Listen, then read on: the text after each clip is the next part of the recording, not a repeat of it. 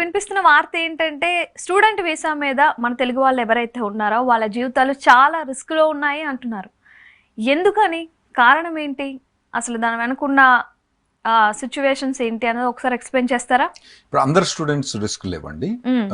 ఒక day 1 CPT అని ఒక పర్టికులర్ కాలేజీలు ఉన్నాయండి. ఓకే. అటువంటి యూనివర్సిటీలో చదివే వాళ్ళకే రిస్క్. నార్మల్గా యూనివర్సిటీ ఆఫ్ టెక్సస్ ఇటువంటి వాటికి పోయిన వాళ్ళకు కాలేజీలో చదివే వాళ్ళకి ఇప్పుడు ఎటువంటి రిస్క్ ఏమీ లేదు, అంత భయపడాల్సింది ఏం లేదు. ఏమైనా ఈ డే 1 సిపిటి యూనివర్సిటీ అనే యూనివర్సిటీస్ వేరే సపరేట్ యూనివర్సిటీస్ ఉన్నాయండి. ఇంతకీ డే పిటి అంటే ఏంటి? డే 1 సిపిటీస్ అంటే దాన్ని మేము కామన్గా షార్ట్ ఫామ్ చేసి చెప్తాం అన్నట్టు. డే 1 సిపిటి ఈ యూనివర్సిటీస్ ఏంటంటే కాలేజీలో అడ్మిషన్ తీసుకొని పోయిన తర్వాత అక్కడ వాళ్ళ కాలేజ్ అటెండ్ అవసరం లేదు. ఓకే. వాళ్ళు ఏడాదికి 5 రోజులే కాలేజ్ అటెండ్ కావాలి. ఓహో. సెమిస్టర్ అంటే 2 సెమిస్టర్స్ ఉంటాయి దాంట్లో, 2 సెమిస్టర్లు కలిపితే 5 రోజులు వాళ్ళు కాలేజ్ అటెండ్ కావాలి ఏడాదికి. నార్మల్గా నేను కాలేజ్ పోయేటప్పుడు వారానికి 5 రోజులు అటెండ్ అయ్యేది, 6 రోజులు కూడా ఉండేది, 5 రోజులు మోస్ట్లీ అయ్యేది. వీళ్ళకు ఏడాదికి 5 రోజులే కాలేజ్ అటెండ్ కావాలి. ఆ మిగతాది ఏం చేస్తారు, క్లాసులన్నీ ఆన్లైన్ క్లాసులన్నీ పెడతాడు. వీళ్ళు ఏదో వాళ్ళు యూట్యూబ్ మాదిరి ఒక అప్లికేషన్ పెట్టేసి అది వీళ్ళు ఆన్ చేసుకొని పెట్టుకుంటారండి. ఓకే. వాళ్ళకి ఏం చేస్తారంటే వీళ్ళు ఎందుకు కొందరు పిల్లలు ఈ డే 1 సిపిటి యూనివర్సిటీ పోతారంటే వాళ్ళు వర్క్ పర్మిట్ ఇస్తారు. ఇలా వర్క్ పర్మిట్ తీసుకుని ఏం చేస్తారు, మన పూర్వగాల పిల్లలు వీళ్ళందరూ తీసుకుపోయి వేరే దగ్గర పనిచేస్తారు అన్నట్టు. ఈ ఏదైతే యూనివర్సిటీస్ అడ్మిషన్స్ ఇచ్చి పిల్లలకి క్లాసులు అంటే లైవ్ క్లాసులు కండక్ట్ చేయకుండా వాళ్ళకి వర్క్ పర్మిట్ ఇచ్చే యూనివర్సిటీని మేము డే 1 సిపిటి యూనివర్సిటీస్ అంటాం. ఈ మొత్తం దాదాపుగా ఒక మొత్తం యూనివర్సిటీస్ అక్కడ ఒక 2500 యూనివర్సిటీస్ ఎడ్యుకేషనల్ ఇన్స్టిట్యూషన్లా మన పిల్లలు చదువుతుండ్రండి. అయితే అందులో ఒక 27 యూనివర్సిటీస్ మాత్రం ఈ డే 1 సిపిటి యూనివర్సిటీస్ అంటాం మేము. ఈ డే 1 సిపిటి యూనివర్సిటీస్ ఉన్న వాళ్ళకి మాత్రం ఇప్పుడు ట్రంప్ అడ్మినిస్ట్రేషన్ వచ్చిన తర్వాత వీళ్ళని అక్కడి నుంచి వెనుకకు పంపే ఛాన్స్ చాలా ఛాన్సెస్ ఉన్నాయండి వీళ్ళకి. ఓకే సార్, మరి చక్కగా ఈ H1B తీసుకొని ఉండొచ్చు కదా, ఈ డే 1 సిపిటి ఇవన్నీ తీసుకోవడం ఎందుకు? 2 తీర్ల వాళ్ళు డే 1 సిపిటి యూనివర్సిటీ పోతారండి. మెయిన్ పోయే వాళ్ళు ఎట్లుంటారంటే నార్మల్గా వీళ్ళు ఏం చేస్తారు, మన పిల్లలందరూ ఏం చేస్తారు, పోయి ఒక యూనివర్సిటీలో మంచి యూనివర్సిటీలో పోయి మాస్టర్స్ డిగ్రీ చేస్తారు. మాస్టర్స్ డిగ్రీ చేసిన తర్వాత వాళ్ళకు ఓపీటీ అని వర్క్ పర్మిట్ వస్తుంది. ఆల్రెడీ మనం కెరియర్ గైడ్లో కవర్ చేసాం చాలా. ఓపీటీ అంటే అది 1 year ఓపీటీ వస్తుంది అండి. 1 year ఓపీటీ వచ్చిన తర్వాత 2 years స్టెమ్ ఎక్స్టెన్షన్ వస్తుంది అన్నట్టు. వీళ్ళకి 3 years పని చేసుకోవచ్చు అన్నట్టు.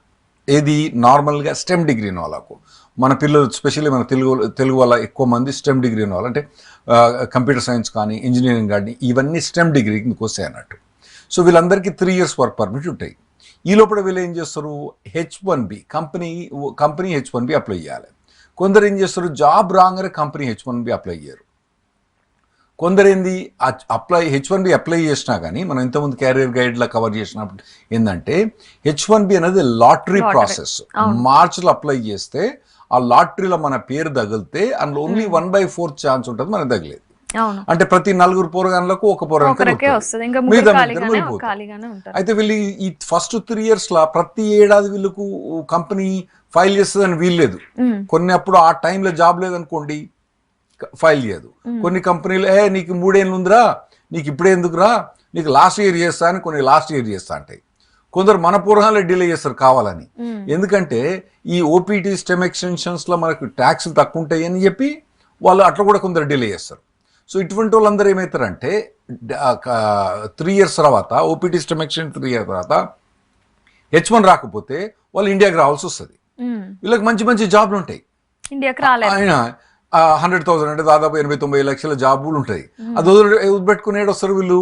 ఇండియాకి రాకుండా వీళ్ళు ఇటువంటి తప్పుడు యూనివర్సిటీలో జాయిన్ అయ్యి అక్కడ వర్క్ పర్మిట్ తెచ్చుకొని ఆ కంపెనీస్లలో పనిచేస్తూ ఉంటారు. వీళ్ళు ఒక కేటగిరీ గైస్ ఉంటారు. ఇంకో కేటగిరీ గైస్ ఎట్లుంటారంటే వీళ్ళకు ఇక్కడ నుంచి మంచి యూనివర్సిటీ అంటే ఇండియా నుంచి మంచి యూనివర్సిటీ నుంచి అడ్మిషన్ వస్తుంది, వీసా తీసుకుంటారు, పోతారు, ఫస్ట్ సెమిస్టర్ చేస్తారు. ఎందుకంటే మంచి మంచి యూనివర్సిటీలో ఫీజు ఎక్కువ ఉంటుంది. తర్వాత ఇట్లా వర్క్ పర్మిట్ ఇవన్నీ ఇయర్ కాలేజీ పోవాలి, బయట పని చేయరాదు. సో వీళ్ళు ఏం చేస్తారంటే ఒక కాలేజ్ పోవాలంటే దాదాపుగా ప్రతి సెమిస్టర్కి వీళ్ళకి దాదాపుగా ఒక 10 లక్షల రూపాయలు అయిద్దండి. వీళ్ళు ఈ Day1 CPT యూనివర్సిటీ పోయింది అనుకోండి, వానికి కట్టేది 2-3 లక్షలు కడతారు. మళ్ళీ వీళ్ళు పని చేసుకోవచ్చు కదా, పని చేసుకుంటే వీళ్ళకు 25,000 రూపాయలు అంటే దాదాపు 20 లక్షల రూపాయలు వస్తుంది. అంటే వీళ్ళు ఇవన్నీ చూసుకొని ఏం చేస్తారంటే మంచి యూనివర్సిటీని వదిలేసి ఈ Day1 CPT యూనివర్సిటీస్ అన్న తప్పుడు యూనివర్సిటీలో పోయి జాయిన్ అవుతారు. ఇటువంటి వాళ్ళు దాదాపుగా 50,000 మంది పైన మన తెలుగు వాళ్ళు ఉన్నారండి. మన తెలుగు వాళ్ళే ఉన్నారు. కొన్ని ఈ యూనివర్సిటీస్లల్లా కొన్ని క్లోజ్ అయ్యి వాళ్ళందరూ డిపోర్ట్ చేసిండ్రు కొందరిని. అటువంటి దాదాపు 90% అందరు తెలుగు వాళ్ళే ఉన్నారు ఇదివరకు కొన్ని యూనివర్సిటీల రైడ్ అయినప్పుడు. సో ఇప్పుడు మనకు ఈ 27 యూనివర్సిటీస్ ఏవైతే ఉన్నాయో అందులో కొన్ని నేను నేమ్ చేస్తా, but I'm personally responsible for naming. ఇది ఈహా టీవీ కాదు, దీనికి ఏంటంటే ఈ యూనివర్సిటీస్ పేరు ఏంటంటే క్యాంపస్ బిల్ యూనివర్సిటీ, కుంబర్లాండ్ యూనివర్సిటీ. ఈ యూనివర్సిటీస్ బాగా ఫేమస్ అండి.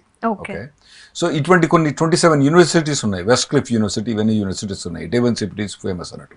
ఈ యూనివర్సిటీస్ అన్నీ ఏం చేస్తాయంటే వాళ్ళకి అడ్మిషన్స్ ఇచ్చిన తర్వాత వర్క్ పర్మిట్ ఇస్తుంది. వీళ్ళు కాలేజ్ పోరు, ఏడాదికి ఒకసారి కాలేజ్ వర్క్ పర్మిట్ ఇస్తారు. సో ఇట్లా మన తెలుగు వారు దాదాపుగా 50,000 మంది ఉన్నారండి అట్లా. ఓకే సార్, మరి ఫస్ట్ ఆఫ్ ఆల్ ఆ కాలేజెస్ ఇల్లీగల్ కదా, మరి అందులోని మన వాళ్ళు వెళ్ళి జాయిన్ అవ్వడం అనేది ఇంకా ఇల్లీగల్. మరి అమెరికా వాళ్ళు ఏమైనా చర్యలు తీసుకుంటే, అంటే కాలేజెస్ మీద ఏమైనా చర్యలు తీసుకుంటే? 100,000,000 లింగాల్లో ఇదో లింగం అండి. ఇప్పుడు మొత్తం బార్డర్లో దాదాపుగా ఎవ్రీ ఇయర్ ఒక 10 లక్షల మంది ఇల్లీగల్ ఎంటర్ అవుతున్నారు. తర్వాత యుఎస్ పాపులేషన్లో ఇప్పుడు దాదాపుగా 2 కోట్ల మంది అక్కడ ఇల్లీగల్గా జాబ్ చేస్తున్నారు. ఓకే, అట్లా చాలా మటుకు ఇమిగ్రేషన్ మీద ఎన్ఫోర్స్మెంట్ అన్నది యుఎస్ గవర్నమెంట్ చాలా నెగ్లెక్ట్ చేసిందండి. అందులో ఇది Day1 CPT ఒకటి. ఇది 50,000 మంది కదా, 50,000 మంది ఎట్ ద మోస్ట్ 60-70,000 మెంబర్స్ ఉంటారు. సో అవి కూడా వదిలేసిండ్రు. ఈ 100,000,000 లింగాల్లో ఇది ఒక లింగం అన్నట్టు. సో ఇప్పుడు ట్రంప్ అడ్మినిస్ట్రేషన్ వచ్చినప్పుడు వీడేం చేసిండు, మెయిన్ ఎజెండా ట్రంప్ అడ్మినిస్ట్రేషన్ ఏమన్నాడు, నేను అండ్ ఎవరైతే ఇల్లీగల్గా అమెరికాలో ఉన్నారో వాళ్ళని తీసి బయటపడేస్తా, ఎవరైతే ఇమిగ్రేషన్ సిస్టమ్ను అబ్యూజ్ చేస్తున్నారో వాళ్ళని నేను తీసి బయటేస్తా. అది మెయిన్ అజెండా, అది మెయిన్ అజెండా వాళ్ళది. ఆ అజెండా మీద వాళ్ళు ఎలక్షన్ గెలిచిండ్రు. సో మన ట్రంప్ అడ్మినిస్ట్రేషన్ ఎప్పుడు వస్తుంది, January 20th వస్తుంది. January 20th రాకముందే వీళ్ళు ఆల్రెడీ క్యాబినెట్ ర్యాంక్, క్యాబినెట్ వాళ్ళను అపాయింట్మెంట్స్, బ్యాక్గ్రౌండ్ చెక్స్ అవన్నీ అవుతున్నాయి. ఆల్రెడీ ట్రంప్ తోటి Mexican president, Canadian prime minister వాళ్ళందరూ మీట్ అయితేనే ఉన్నారు. ఇవన్నీ అయితే Day1 CPT కూడా వీళ్ళ లిస్ట్లో ఉంది. ఏది వీళ్ళ ఈ కాలేజీని క్లోజ్ చేసి వీళ్ళని డిపోర్ట్ చేసే లిస్ట్లో ఉందండి. ఒకవేళ ఆ కాలేజీని కనుక క్లోజ్ చేసినట్లయితే మన వాళ్ళ డీటెయిల్స్ అన్ని ఆల్రెడీ వాళ్ళ దగ్గర ఉంటాయి కాబట్టి జాగ్రత్తగా ఏరి ఇండియాకి పంపిస్తారు. అయితే ఈ సివిస్ సిస్టమ్ అని ఒకటి ఉంటుందండి, ఆన్లైన్ సిస్టమ్. ప్రతి స్టూడెంట్ను ట్రాక్ చేయడానికి 2004లో ఒక సివిస్ సిస్టమ్ క్రియేట్ చేసిండ్రు. ఎవరు, బుష్ అడ్మినిస్ట్రేషన్, యంగర్ బుష్ అడ్మినిస్ట్రేషన్లో క్రియేట్ చేసిండ్రు. చేసినప్పుడు ఏంటంటే ప్రతి యూనివర్సిటీ స్టూడెంట్ F1 వీసా ఉన్న వాళ్ళు అతను ఎక్కడుంటున్నాడు, అతని అడ్రస్సు, అతని కాలేజీకు ఏ కాలేజీకి పోతుండు, ఆ ఇన్ఫర్మేషన్ అంతా ice, immigration and custom enforcement వాళ్ళ దగ్గర ఉంటుంది. ఇది 3-4 డివిజన్స్ ఉన్నాయండి అక్కడ ఇమిగ్రేషన్లో. ఒకటేమో USCIS అంటాం, ఇది ఇమిగ్రేషన్. ఒకటేమో ఇమిగ్రేషన్ అండ్ కస్టమ్ ఎన్ఫోర్స్మెంట్. ఈ స్టూడెంట్ వీసా అన్నది యాక్చువల్గా ఇన్ఛార్జ్ ఇమిగ్రేషన్ కస్టమ్ ఎన్ఫోర్స్మెంట్ చేసింది. ఇప్పుడు అక్కడ ఏదైతే బార్డర్ జార్ అంటామో, ఇప్పుడు ఏదైతే ఇమిగ్రేషన్ ఎన్ఫోర్స్మెంట్ మినిస్టర్ అనుకోరా అండి, ఆ టైప్లా మిస్టర్ హోమన్ అని అతను ఇమిగ్రేషన్ అండ్ కస్టమ్ ఎన్ఫోర్స్మెంట్లో హెడ్, అతను అందులో పనిచేసిన అతనికి ఇతను మినిస్టర్ వస్తుంది ఇప్పుడు. సో అతనికి ఈ లోపాలన్నీ బాగా తెలుసు. సో అతను డెఫినెట్లీ ఈ Day1 CPTsలో యాక్షన్ తీసుకుంటాడండి. ఓకే, మరి మన తెలుగు వాళ్ళు ఈ సిచ్యువేషన్ నుంచి సేఫ్ అవ్వాలంటే ఏం చేయాలి? అంటే ఒకటి వెనుకకు రావచ్చు అండి, ఇంకోటి మామూలు మంచి యూనివర్సిటీస్ ట్రాన్స్ఫర్ చేసుకోవచ్చు. ఇది Day1 CPT లేని యూనివర్సిటీ ట్రాన్స్ఫర్ చేసుకోవచ్చు. లేదా కొందరైతే అండి అసలు వాళ్ళకు H4 వీసా ఆప్షన్ కూడా ఉంటుంది. H4 ఆప్షన్ ఉన్నా కూడా వాళ్ళు డే 1 సిపిటీకి యూనివర్సిటీకి చేంజ్ చేస్తారు. ఎందుకని? ఎందుకనంటే H4 మీద వాళ్ళకి వర్క్ పర్మిట్ ఉండదు. అర్థమైంది కదా? H4 మీద వర్క్ పర్మిట్ ఉండదు, కానీ వాళ్ళు యూనివర్సిటీకి పోతే వర్క్ పర్మిట్ వస్తుంది. అందుకోసం కూడా కొందరు చేంజ్ చేస్తారు. ఇంకొందరు ఏంటంటే దీనివల్ల రేపు మనకు మాస్టర్స్ డిగ్రీ వస్తుంది, తర్వాత మనకు H1B వస్తుంది అని కూడా వీళ్ళు కొందరు షిఫ్ట్ అవుతా అంటున్నట్టు.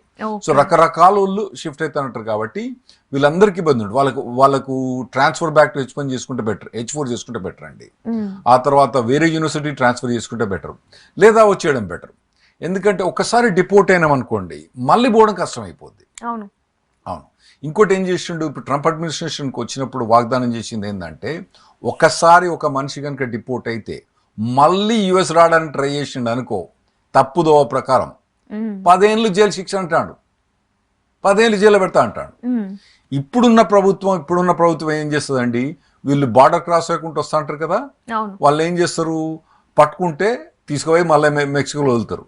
మళ్ళా వారం తర్వాత వాడు వస్తాడు, మళ్ళా పట్టుకొని వాళ్ళు వదులుతా అంటారు అన్నట్టు. వీడే ట్రంప్ అడ్మినిస్ట్రేషన్ ఏమంటాడు, 10 ఏళ్ళు జైలు శిక్ష అంటాడు. అంతే. ఇక అంటే ఒకసారి పంపించినా మళ్ళీ మళ్ళీ వస్తుంటే వాళ్ళైనా ఏం చేస్తారు పాపం.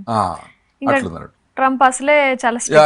నా లాంగ్వేజ్ గురించి చాలా మంది కమెంట్ చేస్తారండి, వాడు వీడంటే మా పక్కా మహబూబాబాద్ లాంగ్వేజ్ అండి, మాది తొర్రూరు హరిపురాల, మేము అట్లే మాట్లాడుతూ ఉంటాము, నా తెలుగు అట్లే ఉంటుంది, ప్లీజ్ ఎక్స్క్యూజ్ మీ. అది మేము రెస్పెక్ట్గానే మాట్లాడతాం, భగవంతుని కూడా మేము వాడే అంటాం మా దగ్గర, సో తప్పు కాదండి. సో ఓకే రాహుల్ గారు, మీరేమో డే 1 సిపిటి ఇల్లీగల్ అని చెప్పి అంటున్నారు. మరి అవి ఇల్లీగల్ అయితే యుఎస్ఏలో కూడా ఆ కాలేజ్ అనేది పెట్టకూడదు కదా, మరి వాళ్ళకి పర్మిషన్స్ ఎవరిస్తున్నారు? అంటే కొన్ని పరిస్థితుల్లో డే 1 సిపిటి యూనివర్సిటీస్ లీగల్ అవుతాయండి. ఎలా? ఇప్పుడు ఫర్ ఎగ్జాంపుల్ నర్సింగ్ ప్రొఫెషన్ ఉంటుంది. నర్సింగ్ ప్రొఫెషన్లో నర్స్ అనే వాళ్ళని ట్రైన్ చేసేటప్పుడు వాళ్ళు పోయి పేషెంట్కి ఇంజెక్షన్ ఇవ్వాలి. అవును. ఆ ఇంజెక్షన్ ఇవ్వడానికి వాళ్ళకు వర్క్ పర్మిట్ అనేది కావాలి. వాళ్ళని ఏం చేస్తారంటే యూనివర్సిటీ ప్రెమిసెస్ని వాళ్ళకు ఉండే హాస్పిటల్స్ వల్ల నర్సులు చేసే చాలా పనులు ఉంటాయి. ఇంజెక్షన్లు ఒకటే కాదు, మంచిని క్లీన్ చేయడం, wound క్లీన్ చేయడం, wound ర్యాప్ చేయడం, చాలా ఉంటాయి కదా నర్స్ పనులు. అటువంటి వాళ్ళకు డే 1 నుంచే కావాలి వాళ్ళకు. ఎందుకంటే అది ఇంటిగ్రేటెడ్ ప్రోగ్రామ్ అన్నట్టు. ఏది నర్సింగ్ ప్రోగ్రామ్ అన్నది ఇక్కడ మనం బోర్డు మీద చూపెట్టి మొత్తం చదువు చెప్తే నర్సులు వచ్చింది అనుకోండి మన పని కథమే. ప్రాక్టికల్ మన దగ్గరికి వదిలింది అనుకోండి కథమే. అందుకోసం ఏం చేస్తారు, నర్సింగ్ స్టూడెంట్స్ తీసుకొచ్చి వాళ్ళని వూండ్ కేర్ చేయడానికి కానివ్వండి, మనకు దెబ్బ దాకి వూండ్ కేర్ చేయడానికి కానీ వాళ్ళు వచ్చి పెద్ద సీనియర్ నర్స్ వచ్చి ఆ నర్స్ని తీసుకుంటబెట్టి ఇట్లా చేయాలా బాబు అని వాళ్ళతో కూడా చేపిస్తారు. ఓకే, అది practical training, curricular practical training, అది అవసరం పడతా ఉంటుంది. తర్వాత మా దగ్గర కూడా లా స్టూడెంట్స్ ఉంటారు కదా, ఫస్ట్ ఇయర్ అయిపోయిన తర్వాత నుంచి, ఫస్ట్ ఇయర్లో పర్మిట్ ఇయర్ అన్నట్టు, సెకండ్ ఇయర్ నుంచి ఉట్టి లా స్కూల్ పోయిన అనుకోండి, వాళ్ళు ప్రాక్టికల్గా నాలెడ్జ్ ఉండదు కాబట్టి వాళ్ళకు కొంత టైంలో కరిక్యులర్ ప్రాక్టికల్ ట్రైనింగ్ ఇస్తే వాళ్ళు లా కాలేజ్ వచ్చి పని చేసుకోవచ్చు, మన లా ఫర్మ్స్ వచ్చి పని చేసుకున్నాం అనుకోండి, ఎక్స్పీరియన్స్ వస్తుంది. దాన్ని కరిక్యులర్ ప్రాక్టికల్ ట్రైనింగ్ అనేది లీగల్. కొన్ని ఎమర్జెన్సీస్, ఇది నర్సింగ్ అటువంటి ప్రొఫెషన్, డెంటిస్ట్ అటువంటి ప్రొఫెషన్కు వాళ్ళకు డే 1 నుంచి రావాలి వాళ్ళకు. ఎందుకంటే నర్సులకు బోర్డు మీద చెప్తే అసలే రాదు, వాళ్ళని దక్క బోర్డు మీద చెప్తారు అది వేరే విషయం, వాళ్ళు అక్కడ కూడా పోయి సూదులు ఇచ్చుడు అవన్నీ చేయాలి, వాళ్ళు చేసిన నర్స్ అవుతారు అన్నట్టు. సో అటువంటి లిమిటెడ్ పరిస్థితుల్లో దే ఆర్ అలౌడ్. కాకపోతే వీళ్ళు దీన్ని చాలా అబ్యూజ్ చేసి ఈ యూనివర్సిటీస్ మనోళ్ళని అలా ట్రాప్లో తీసుకొచ్చి వాళ్ళందరూ పెట్టేసి వాళ్ళకి పర్మిట్ ఇస్తాను. పర్మిట్ ఇచ్చి యూనివర్సిటీ వాళ్ళు ఏం చేస్తారు, మంచిగా డబ్బులు కమాయించేస్తాను మన వాళ్ళ మీద. ఎందుకంటే వీనికి చదువు చెప్పేది లేదు, ఆడ యూనివర్సిటీ బిల్డింగ్ ఫెసిలిటీ లీజ్ తీసుకునేది లేదు, ఏమీ లేదు. వీడు నెలకు వీడు పైసలు కడుతూనే ఉన్నాడు, వానికో వర్క్ పర్మిట్ ఇచ్చేస్తాను అన్నట్టు. ఎంత అవుతుంది సార్ మామూలుగా అయితే? ఇప్పుడు నార్మల్గా కాలేజ్ పోతే ప్రతి సెమిస్టర్కు దాదాపు 10 లక్షల రూపాయలు ఖర్చు అవుతుంది. ఏది కాలేజ్ పోవడానికి కానీ ఉండటానికి కానీ, కాలేజ్ అంటే మాస్టర్స్ డిగ్రీ కావాలంటే 4 సెమిస్టర్ దాదాపు 40 నుంచి 50 లక్షలు ఖర్చు అవుతుంది.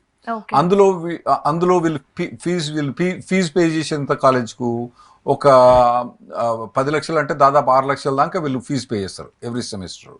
అయితే ఈ డే 1 సిపిటి యూనివర్సిటీస్ ఏం చేస్తాయి, 6 లక్షలు తీసుకోవన్నట్టు, 3 లక్షలు 4 లక్షలు ఫీజు తీసుకుంటాయి. అంటే ప్రతి నెల వీడు మనోడు 1 లక్ష కట్నం చదివిపిస్తూనే ఉంటాడు. ఎవరికి?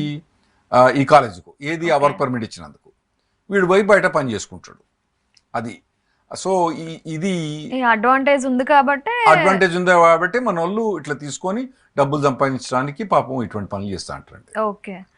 మరి డొనాల్డ్ ట్రంప్ అయితే దీని మీద ఏం నోటిఫికేషన్ ఇవ్వడం కానీ ఆయన స్టేట్మెంట్ పాస్ చేయలేదు కదా, మరి మీరు ఎందుకు డే 1 CPTలో ఉన్న స్టూడెంట్స్ డేంజర్లో ఉన్నారని చెప్తున్నారు? అయితే డొనాల్డ్ ట్రంప్ అన్నది ఎక్కువ మన H1 మీద కొద్దిగా కమెంట్ చేసిండు, ఇల్లీగల్ ఇమిగ్రేషన్ మీద కమెంట్ చేసిండు, లూప్ హోల్స్ పనిచేస్తా అని చెప్పిండు, స్టూడెంట్ వీసా మీద ఉన్న లూప్ హోల్స్ పనిచేస్తా అని చెప్పిండు. ఓకే, పర్టికులర్గా డే 1 CPT అని చెప్పలేదు. అయితే ఇప్పుడు ఇమిగ్రేషన్ అడ్వైజర్ స్టీఫెన్ మిల్లర్ అని ఇమిగ్రేషన్ అడ్వైజర్ పెట్టుకున్నాడు. ఇతనితోటి ఇతని ఇన్స్టిట్యూట్ ఒకటి ఉంది, బ్రిట్ అని ఒక ఇన్స్టిట్యూట్ ఉంది. అది ఒకసారి నన్ను ఇంటర్వ్యూ చేసింది, మీరు నన్ను చేసినట్టు వాళ్ళు నన్ను ఇంటర్వ్యూ చేసిండ్రు. వాళ్ళకు సో ఇవన్నీ చేసి కనుక్కొని పెట్టుకున్నారు వాళ్ళు ఇటువంటి. సో నన్నొక్కని కాదు, చాలా మందిని చేసిండ్రు, వాళ్ళకి నాలెడ్జ్ ఉంది, వాళ్ళు అన్ని క్వశ్చన్స్ అన్నీ అడిగింది నన్ను, ఇది ఎట్లా లీగల్, మీరు ఎట్లా సపోర్ట్ చేస్తున్నారు అవన్నీ నన్ను అడిగింది కూడా. సో అతనికి స్టీవెన్ మిల్లర్ నాలెడ్జ్ ఉందని మాకు తెలుసు. సో అందుకు స్టీవెన్ మిల్లర్. ఇంకోటి ఏంటంటే ఇప్పుడు ఎవరైతే ఇమిగ్రేషన్ మినిస్టర్గా హైర్ చేస్తున్నారో మిస్టర్ హోమన్, ఆయన ఐస్ ఇమిగ్రేషన్ కస్టమర్ ఎన్ఫోర్స్మెంట్, ఆయనకు కూడా నాలెడ్జ్ ఉంది ఇటువంటి వాటి మీద. సో అందుకోసం డే 1 CPT వాళ్ళు డేంజర్. వాళ్ళు ఫస్ట్ డేనే ఇటువంటి యాక్టివిటీస్ వాళ్ళని మొత్తం ఇల్లీగల్ చేయొచ్చా చెప్పలేము, కానీ వితిన్ 1 to 3 months అతను పవర్కి వచ్చిన తర్వాత వీళ్ళని కంపల్సరీ వీళ్ళ మీద యాక్షన్ తీసుకునే ఛాన్స్ బాగుంటుందండి.